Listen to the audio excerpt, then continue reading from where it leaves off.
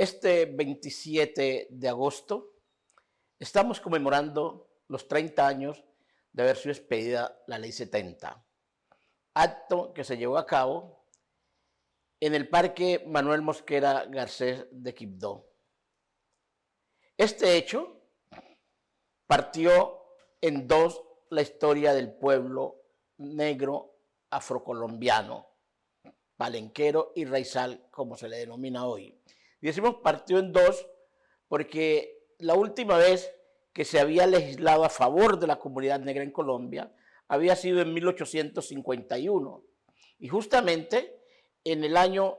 1993 se volvió a legislar a favor de esta comunidad. Son las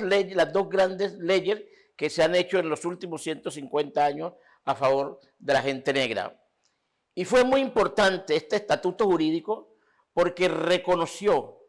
que después de más de 350 años, nosotros, los descendientes de los antiguos esclavizados, hacíamos parte de la nación colombiana, hacíamos parte del perfil definitivo que construyó esta nación y no se había hecho alusión a ese hecho. Es decir, durante 350 años se nos habían conculcado unos derechos que solo se reconocieron a partir de ese momento. Derechos como unas costumbres, unas tradiciones, una cultura que hacen parte de todo el proceso que constituye una ciudadanía.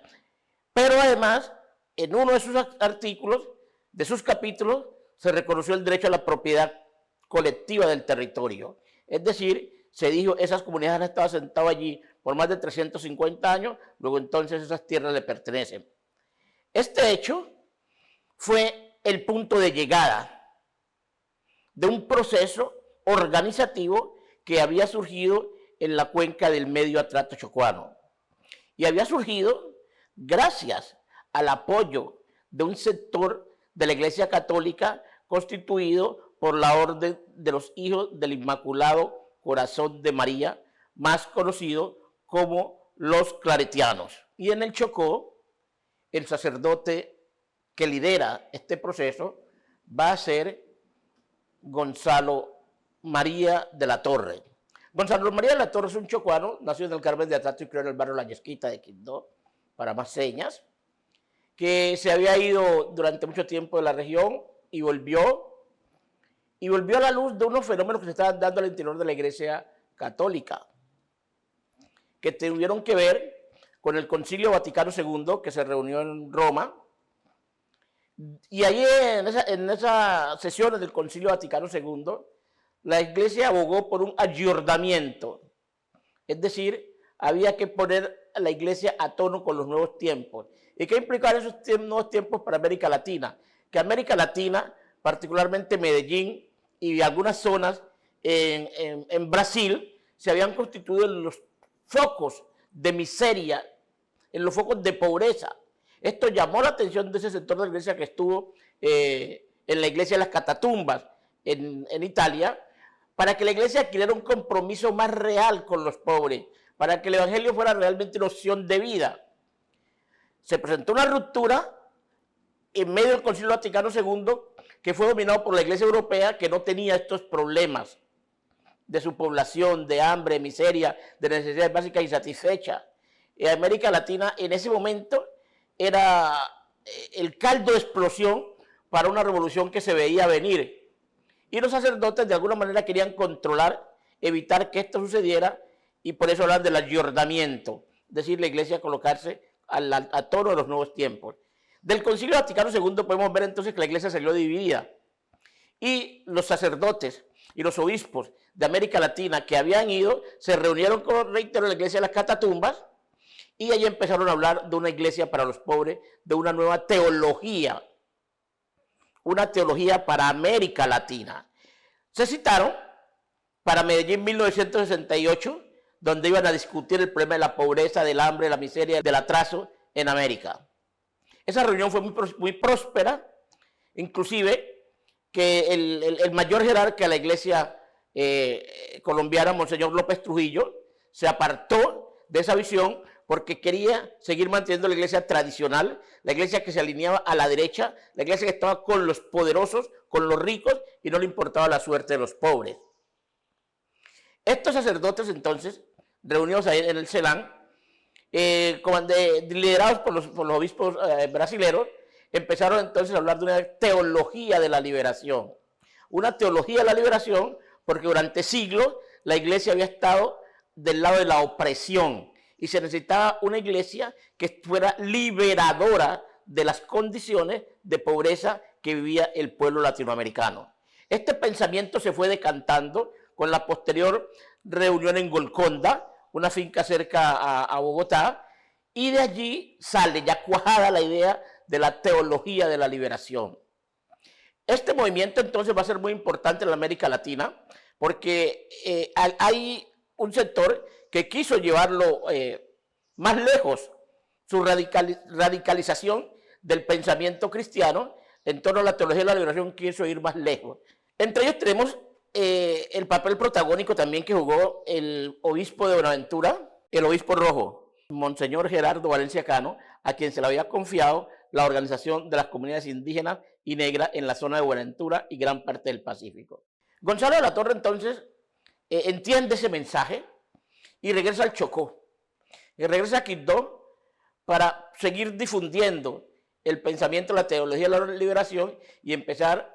a apoyar la organización de las comunidades negras en el río Atrato, en el medio Atrato, causal concretamente en Beté, se convierte como el centro de esa nueva pastoral, de esa pastoral para los pobres. Y una de las cosas que ellos empiezan a inculcar es justamente el estado de abandono y atraso en que se encuentra el Chocó y la dependencia de los partidos políticos o de los políticos, los politiqueros. Entonces había que ver cómo se organizaban las comunidades para que tuvieran su propia capacidad de gestión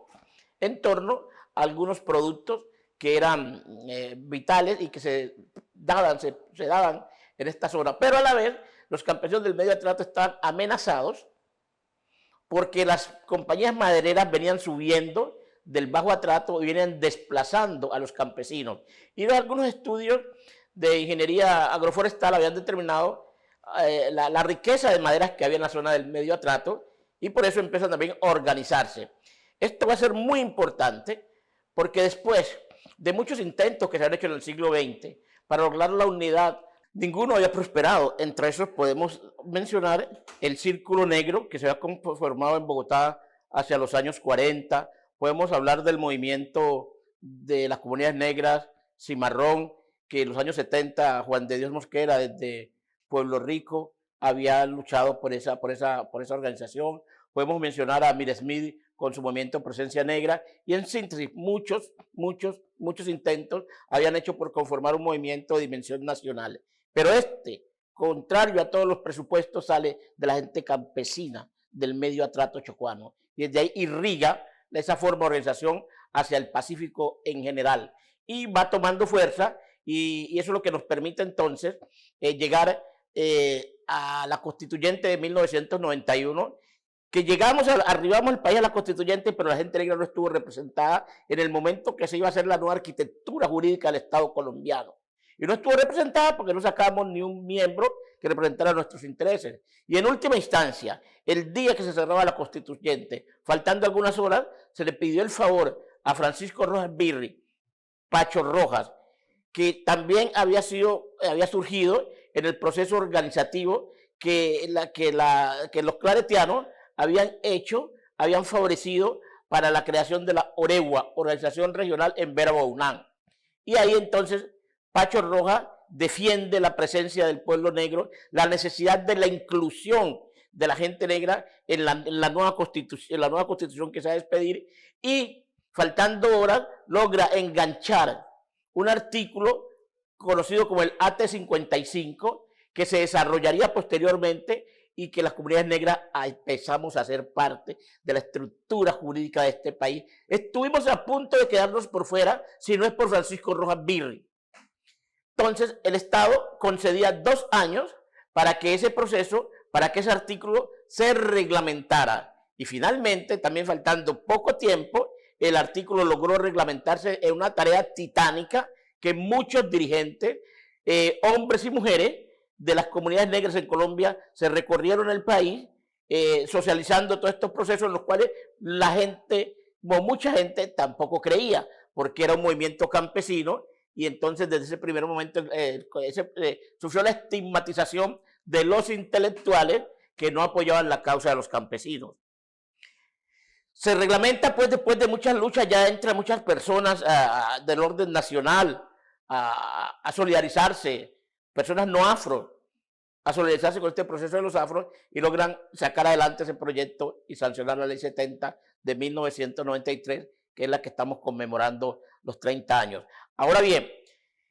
como somos un pueblo que no guarda memoria, que desconoce la memoria, nos hemos hecho la tarea desde Muntu de empezar a recuperar la memoria de la gente negra en diferentes aspectos. Y hoy, producto de esa recuperación, producto de esa investigación, hemos producido este libro que se titula Los claretianos y el movimiento étnico en el Chocó, en la cual, ya está, el título ya lo dice, los claretianos jugaron un papel determinante en la organización de lo que más adelante va a ser la ASIA, que se constituye en el consejo más grande, consejo comunitario más grande de la Asociación Campesina Integral del Atrato, que es el consejo más grande de las comunidades negras, y por el otro lado aparece la Orewa, Organización Regional en Vera Bounán, auspiciada también con muchos claretianos, y son esas dos grandes organizaciones que van a jalonar todo el proceso en el Chocó. Recordemos también que la situación de la Orewa está emparentada con todo el movimiento que había creado Manuel Quintín Lama en el Cauca, del cual habían creado el Consejo Indígena Regional del Cauca, que también es la organización más poderosa que aglutina a los indígenas. Y ellos entonces tienen una tradición diferente, porque es la reclamación de los resguardos indígenas que muchas empresas industriales del Cauca, empresas agrícolas industriales del Cauca, se habían apoderado de esos territorios, y hoy todavía están recuperando los territorios que poseían en los tiempos precoloniales. Entonces, en esto, pues, hay que hacer mérito a Gonzalo de la Torre y su equipo de claretianos, laicos y seglares, que estuvieron dentro de este proceso. Entonces, aquí les vamos a entregar parte, en este libro, entregamos parte de la memoria del proceso organizativo de las comunidades negras e indígenas en el Chocó. A partir de este 27 de agosto, el libro Los claretianos y el movimiento étnico en el Chocó estará disponible en físico a la venta, y lo pueden adquirir comunicándose con las redes sociales de Muntu. Este texto, que se titula Los claretianos y el movimiento étnico en el Chocó, tiene que ver con seguirle la pista, hacer la genealogía de una idea al interior de la Iglesia Católica. Una orden que se llama los Hijos del Sagrado Corazón de María, más conocido como los claretianos, quienes llegaron a Colombia en 1909, en la posguerra de los 1000 días, y justamente hicieron su arribo por la provincia del Chocó. La Iglesia Católica ha sido una aliada del capitalismo, una aliada del poder, y fue una aliada de la esclavitud. Pero también tenemos que reconocer que al interior de la Iglesia Católica se fue abriendo un pensamiento social, un pensamiento que se comprometió a luchar con los pobres y a cambiar la teología. Y fue lo que se conoció como teología de la liberación. Y dentro de esta iglesia, ese sector que llegó aquí en la primera posguerra del siglo XX, cambió su teología, ya no para la dominación, sino para la liberación, y se colocó al servicio de las comunidades negras e indígenas en el Chocó, al mando de un sacerdote llamado Gonzalo de la Torre. Y fue quien en el medio atrato organizó las comunidades negras y creó el movimiento, digamos, de las comunidades negras, y también el movimiento de las comunidades indígenas alrededor de la Orewa. Entonces, tanto la Orewa como la Asia, en cierta medida, son producto de este compromiso de la Iglesia católica, la Iglesia claretiana, y ahí es donde realmente empieza el proceso de la lucha en Colombia, porque habían habido intentos anteriores, pero no habían fructificado. Aquí se destaca la presencia de líderes que se formaron dentro de ese proceso, como Francisco Rojas Birri y Zulia Mena García. Entonces esperamos que podamos haber satisfecho algunas inquietudes y algunas lagunas sobre el conocimiento del movimiento negro en Colombia.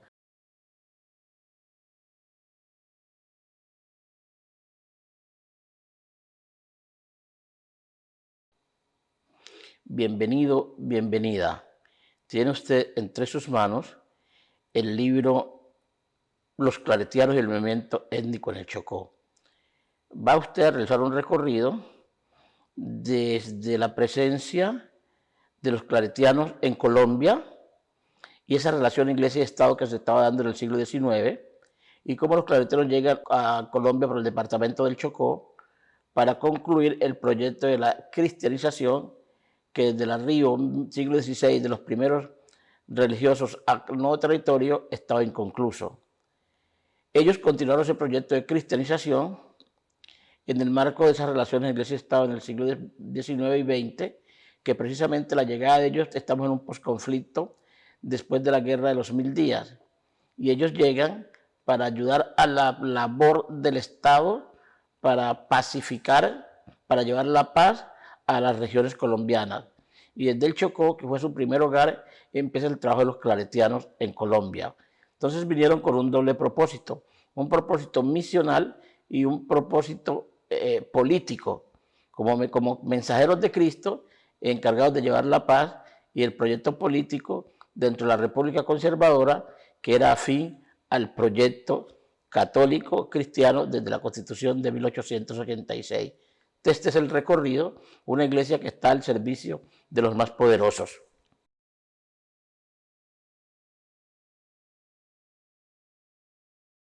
En este capítulo vamos a hablar acerca del ambiente político en la primera mitad del siglo XX, cuando están exacerbados los ánimos entre liberales y conservadores, cuando estamos viendo la violencia política bipartidista más cruel y cruenta que se haya registrado en la historia de Colombia. Y en este contexto, los claretianos entonces también tomaron partido político, porque era parte de su misión en este país, en Colombia. Y por supuesto, un sacerdote llamado el padre Modesto Arnoz se va a convertir en la primera víctima religiosa de este enfrentamiento bipartidista en la población de Catrú, donde en 1946 el padre fue asesinado por unos partidarios del régimen liberal. Se acercaba el día de las elecciones y el padre entonces había sacado a los indígenas del internado de Catrú para llevarlos a votar por el candidato conservador, y ahí se cruzaron palabras y luego el señor Ayala sacó su arma, disparó y acabó con la vida del padre Modesto Arnoz. Te reitero, la primera víctima política bipartidista religiosa en el país. Y también aquí vamos a hablar de cómo en el corregimiento de Aguasal, municipio de Bagadó, se construyó un internado indígena en 1953, y ese internado indígena al mando del padre Antonio se convirtió en un fortín del partido político conservador, donde los indígenas de Aguasal y sus alrededores eran llevados como manadas a votar por el partido conservador o por los candidatos del partido conservador. Entonces vamos a esa politización de los claretianos, respondiendo justa y precisamente a ese primer momento de su llegada a Colombia.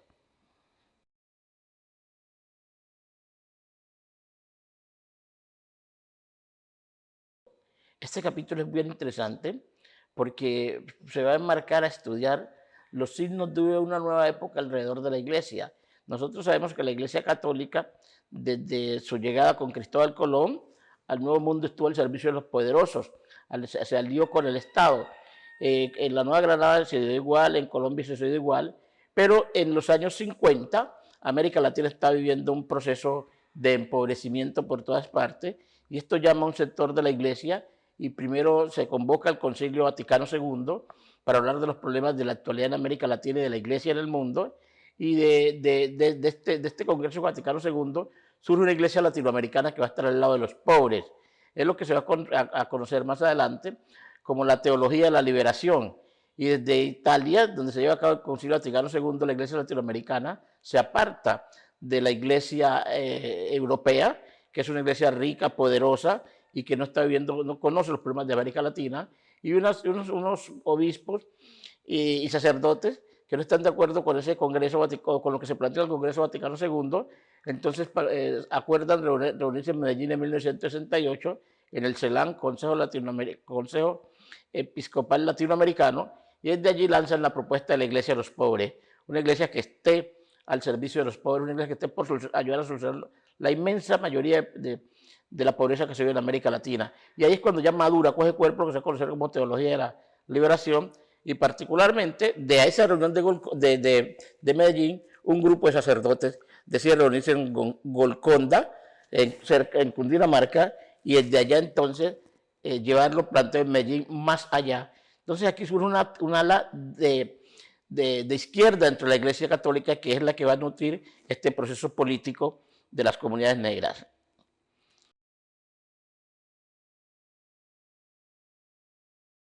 Aquí vamos a ver cómo los claretianos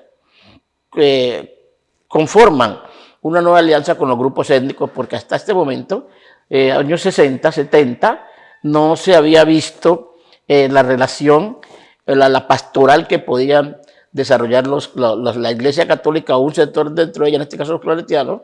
con los grupos étnicos. Entonces, a raíz de lo que sucedió en el Vaticano II, a raíz de lo que sucedió en Medellín y particularmente a raíz de lo que sucedió en Golconda, la Iglesia Católica y los claretianos se dan cuenta que la labor pastoral ha sido en contra de la cultura de la gente negra e indígena, y por eso lanzan una pastoral para la gente negra, y esa pastoral para la gente negra responde a lo que se viene decantando y le dan mayor participación a los seglares y a los laicos. Y así entonces los claretianos van a ser los grandes impulsadores de lo que hoy se conoce como la ASIA, la Asociación Campesina Integral del Atrato. Entonces ellos empiezan a ayudar a los indígenas en Vera principalmente y Huaunán a crear una organización y que la iglesia llegue a ellos. Asimismo sucede con la Pastoral para la Gente Negra, que es en el medio atrato donde arranca ese proceso de organización, y lo va a liderar particularmente el padre Gonzalo de la Torre, y conforma todo un equipo misionero y otros sectores también de la iglesia, y se dedican en el Bajo Atrato a hablar de una teología de la liberación, a hablar de una iglesia de los pobres, a hablar de otra manera de interpretar el cristianismo, que esa manera está consagrada pues en el texto bíblico. Y desde ahí empiezan a formar unos liderazgos campesinos para que puedan trabajar con la comunidad por sus propios proyectos de autogestión.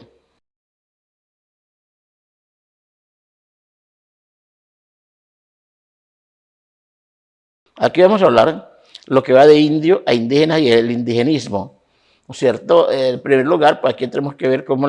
el cristianismo tiene que ver con la creación del otro, particularmente el indio, que fue un error de percepción de Cristóbal Colón y el cristianismo de la época, en que creyeron que habían llegado al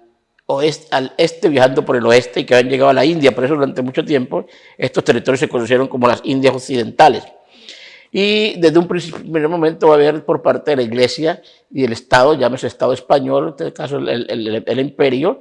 va a haber una política proteccionista a favor de los indios, y desde este momento la va a liderar el padre Bartolomé de las Casas. Se considera el gran protector de los indígenas, y esta política de protección de los indígenas ante el exterminio que ha significado la presencia de los conquistadores españoles en el Nuevo Mundo, se va a estar en pie hasta la época de los años principios del siglo XX, con un indígena llamado Manuel Quintín Lame, que hace una ruptura totalmente con la política indigenista de Bartolomé de las Casas, la política indigenista indiana. Y empieza a luchar por la recuperación de la tierra, y va a ser muy importante porque nuevamente este proyecto va a tener cabida en Medellín y en Melgar, donde se reúne el primer congreso de seglares. Y producto de todo este movimiento, entonces va a surgir el Consejo Regional Indígena del Cauca, el CRIC, que es una organización muy fuerte todavía a nivel nacional, y como señalábamos hace rato en el capítulo anterior, los claretianos entonces van conformando el Centro de Pastoral Indígena CPI, donde se van a formar algunos líderes indígenas jóvenes, y así surge, digamos, un movimiento indigenista en el Chocó, a través de la organización regional en Vera, y su máximo líder va a ser Francisco Rojas Birri, es decir, el hombre mejor formado producto de este movimiento de los claretianos y la Oregua.